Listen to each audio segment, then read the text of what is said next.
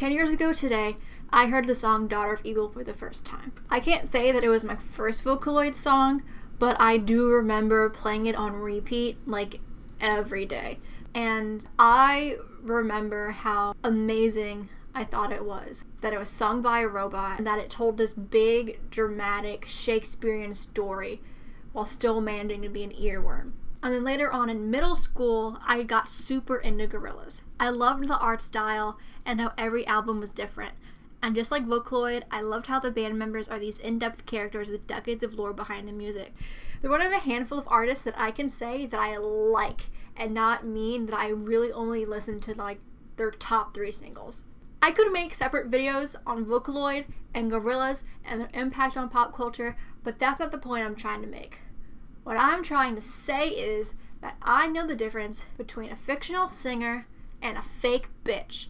If you are unaware, there is this virtual singer named Polar who gained traction earlier this month when several tech websites wrote articles about her rising fame. She started out on Fictional Life, which is kinda like a modern day Second Life, and she currently has over 1 million followers on TikTok.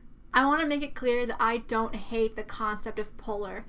If someone on Fictional Life starts singing on it and they get big and they want to get off the platform and keep singing and keep the avatar, I'm fine with that. What I don't like is how she's being advertised and how clearly inorganic of a product she is.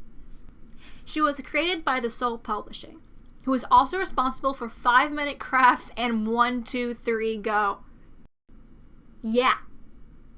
They are so transparent about her being an industry plant that she is referred to as their business venture.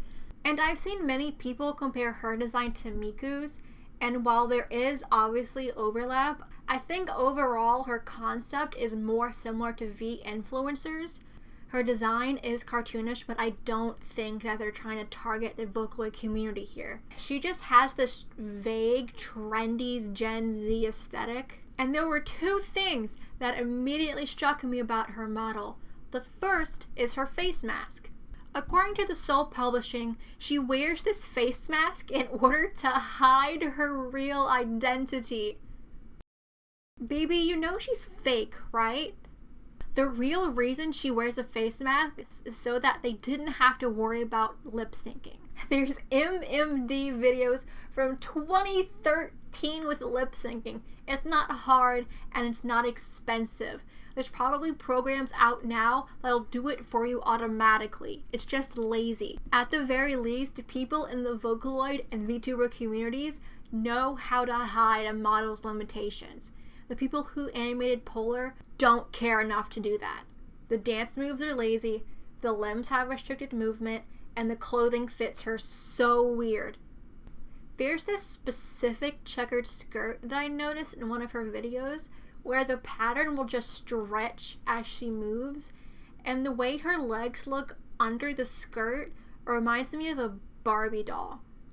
I tried looking for a Vocaloid model that was similar so I could compare and see if I was just being nitpicky about this, but most Vocaloid skirts come off of the model, and the closest I could find was this one Mako model, but even then, her skirt is all black and there's this fabric texture on it, so even if it is stretching like that, you can't tell. Polar's movement is so jank that it's clear that she was just made to do TikTok dances, but honestly, she really can't even do TikTok dances. And now listen, I can excuse a crappy model, but I cannot excuse how lazy her music is. I mentioned earlier how she's just kind of this TikTok marketing zombie for teenagers, and if you doubted me before, you can't deny it after you hear her music. There's currently 10 songs on her YouTube channel, with her 2 most popular being Close to You and Generation Z. The narrative of Close to You is that she loves this real boy and that she wishes he would acknowledge her existence. If you look closely at the music video, you'll notice that the cinematography is just like a 5-minute crafts video. Like, if I put up a frame from a 5-minute crafts video and a frame from this music video, you cannot tell the difference. And then Generation Z is just embarrassing. It follows this current awful trend of taking your lyrics from children's songs, and even then, I cannot understand what she is saying outside of the alphabet.